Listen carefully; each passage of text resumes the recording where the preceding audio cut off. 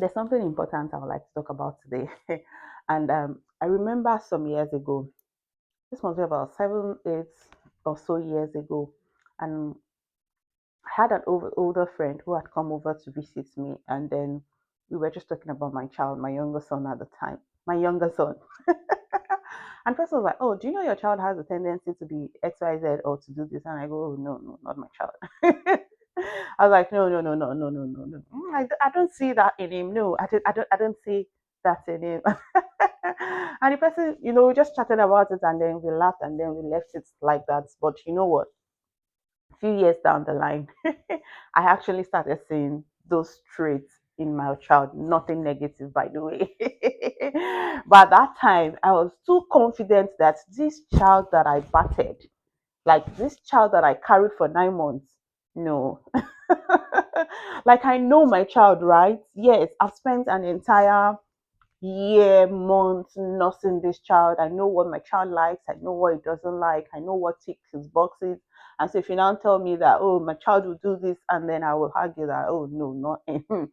And honestly, I have seen this pan out even in my work with young adults, in my work with teenagers, especially. When parents come for counseling, they're saying, oh, and Skemi, you need to talk to X, Y, and Z, and then you go ask them questions like, okay, tell me about this, your child, and all that. They'll describe their child. They tell you that they know their child front, back, from the front page to the last page.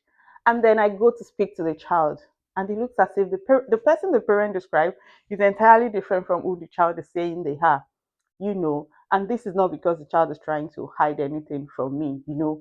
But that's just the truth. I've just discovered that on this journey, sometimes when parents say, I know my child, well, they know their child, but they don't entirely know their child. And because we've lived all our lives with our with our children, we have nursed them, we have cared for them, we have fed them, we have done everything a parent should do for our child. We often assume that we know them. Yeah, we know them, but as they grow, they change. And because they change, we as parents, we are still seeing them as that our little baby. So my children, there was a time I could pick my phone and take their pictures and do whatever, and no issues. But right now, if I hold my phone, they are already asking me, are you taking my picture? And if by mistake I say yes, they are going, the next question is, please do not post my picture online. And I'm like, me, you are telling me what to do with the picture that I'm taking, you know. But that's the truth. They are growing, they are changing, they are finding themselves. And so their interests, the things they want, will naturally change. I would be deceiving myself to think that the same way I acted with my children 6, 7 years ago, I can act the same way with them now. Oh no, I would be setting myself up for failure. And which is why I think there seems to always be conflict when children begin to enter their teenagehood. So, for us as parents, I think what's important, what we need to remember, what we need to keep at the back of our mind is as our children are growing, as they are evolving, we also need to evolve with them. We also need to grow with them. We don't want to still be seen as our children as that little baby or that little 5 year old when they're already like 15-year old, 18-year old, 21-year old. So you're still looking at them with the eye of, it's still my little baby, but they are growing. So because they are growing, their interests will naturally change. So how do we then like keep up with this change because they are growing and they are changing. So how do we as parents then keep up with this their phase of life, especially as they enter the transition into teenage and adulthood? The number one thing I am going to say is we need to learn to have open-ended conversation. We need to learn to have open-ended conversation as your children continue to grow. Have open-ended conversation with them. Questions that will not end with yes and no. Those are the kind of conversations you need to start having with your children. What did you enjoy the most about school today? That place you went to, what did you find most interesting about it? How was church today? Great. What did you enjoy the most about church today? Look for ways you can engage them in conversations that are open ended. I hope you find that helpful. The number two thing that you want to do is, I know we talk about spending quality time with our children, and sometimes we feel like as they grow old, they probably don't need us as much as they do when they were younger. But the truth is, they still need us. So, number two thing is, please spend quality time with your teenagers. Sometimes you feel like, oh, they don't want me in their space, they don't want me in their business, but they still want to be loved. So the same way you would want to spend time with, you would want to spend time with someone that you love, no matter how old they are, is the same way our teenagers still also need us to spend time with them. It isn't like always, it's not about the length of time, it's just about the quality, the moments you spend together. How is it? The little time your child comes home for holiday or something, how is the experience? Is it full of bass? Are you picking fights over every little thing they do, over every little mistake they make? Are you turning the house upside down? Those things matter. So those are how you spend quality time with them. The moments they are at home, make it worthy for them. Make it something that they look forward to. Don't let it be something that when they go to school until December before they want to come back home. So there are a lot of things that would contribute to a teenager wanting to come home for holiday or not. But if we make those moments count, they would always definitely want to come back home. The other thing, which I think is the third tip, is observe their behavior, not their words. Observe what they say.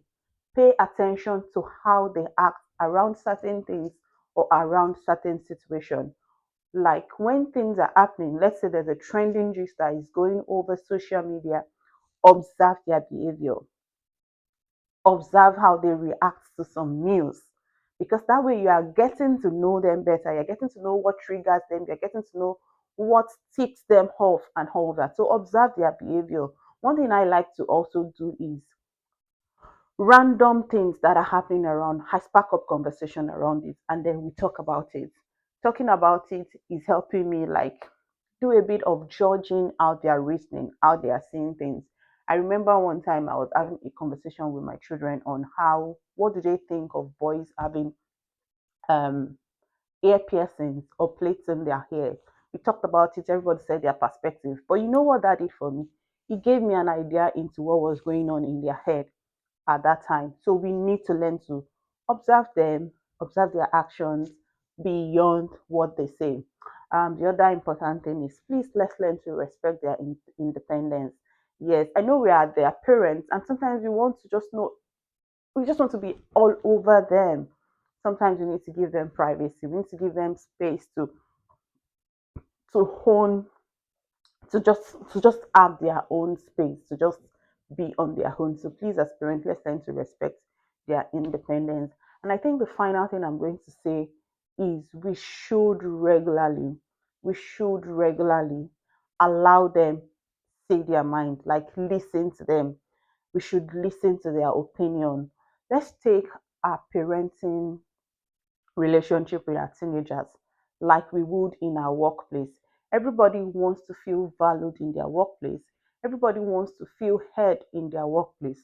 So when you are relating with your teenagers or your young adults, just try and apply some of these principles into it. Listen to them. We don't always know it all, that's the truth. But that's something parents don't like to hear. We don't always have the answers. And these children, they know a lot. They might not know as much as we do, but there are things they know that we don't know. There are things that they would help us with. So it's important for us to listen to them, hear them out, hear their opinion. Don't, yeah, sometimes we feel like, well, I'm the one paying the bills, so they don't have a say in this matter. No, that is us raising children we will be doing them more harm than good if we go that route of, oh, but I pay the bills, I do that, they don't have a say in this matter. They are teenagers, they are becoming adults. Let them begin to have opinion on very, very important things. when you listen to them, you will find out that they would also listen to you more. See, one interesting thing I've actually found out in my work with young people is when you listen to them, they will open up to you. And I think it's important I say it at this point that if you are parenting a teenager or a young adult, one skill you must use with them is empathy. You cannot effectively connect with a young adult or a teenager if you lack empathy.